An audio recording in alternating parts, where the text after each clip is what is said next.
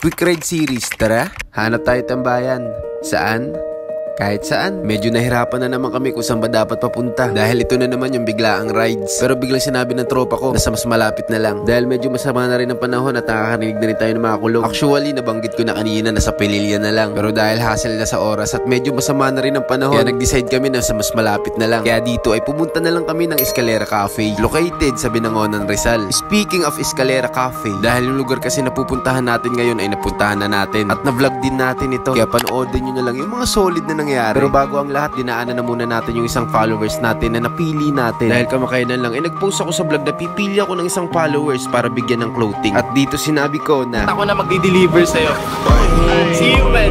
Nakakatuwa lang dahil marami pala tayong followers sa iba't ibang lugar. At lalo na sa Big Boys TV dahil hinahanap din nila yung mga kagrupo ko dahil gusto din daw nila magpa-picture. Pero sadly, di pa natin kasama dahil busy pa sila. Big Boys TV, baka naman ako na yung napagkakamalang Kyle dito. Asa na daw yung chinito. At nakikita ko rin talaga yung mga taong sumusuporta sa atin. Hindi ko man po kayo ma-replyan isa-isa pero balang araw ay magkikita-kita rin tayo. At nababasa ko rin lahat yung mga comment at message nyo. Kaya stay ka lang brother, baka ikaw na yung susunod na puntahan ko at bigyan ng malupit na clothing. Kaya pagkatapos namin ay bumiyahe na agad kami. At dito na nga nangyari ang hindi namin inaasahan. Nakaramdam ako dito na parang ang bigat na sa likod at gumigewang na rin yung manubela. Yun pala ay lumambot na yung gulong sa likod. Kanina pa pala to napapansin ng tropa natin. Buti na lang ay sinabihan niya agad tayo at nagapan agad. Kaya dumaan na muna kami sa mga gasoline station. Medyo nalito pa nga kami dito kasi akala namin hindi gumagana yung hose. May lumalabas naman na hangin pero hindi dumadagdag sa gulong. Kaya naisip ko baka meron kaming hindi napindot dito. Kaya pala kasi hindi naka-on.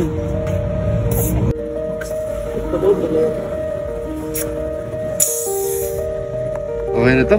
Hindi pala namin na-switch yung on kaya pala hindi gumagana. Kaya bumiyahe na ulit kami hanggang sa nakarating na kami sa eskalera. Ganun pa din sa mga akyat po dito ay mag-iingat po tayo palagi. Dahil mataas po talaga ang daan dito bago tayo makaakyat ng eskalera. At napansin ko rin na parami na ng parami ang kapihan dito. At oo nga pala, bago nga pala kayo makapasok dito ay kailangan nyo lang po mag-iwan ng ID sa guard. At sa mga nagtatanong kung may bayad ba ang parking dito, free na po ang parking dito basta bibili po kayo ng kape at yung resibo po ay huwag nyo pong wawalain dahil yun po yung magiging silbing bayad sa parking kapag lumabas po tayo. At nagpahinga na lang pala muna kami dahil sarado pa yung eskalera. 4 PM pa kasi open nila at nagdala na rin pala kami ng mga pagkain dito para habang naghihintay hindi kami magutom. Boy, ganda ng jersey mo.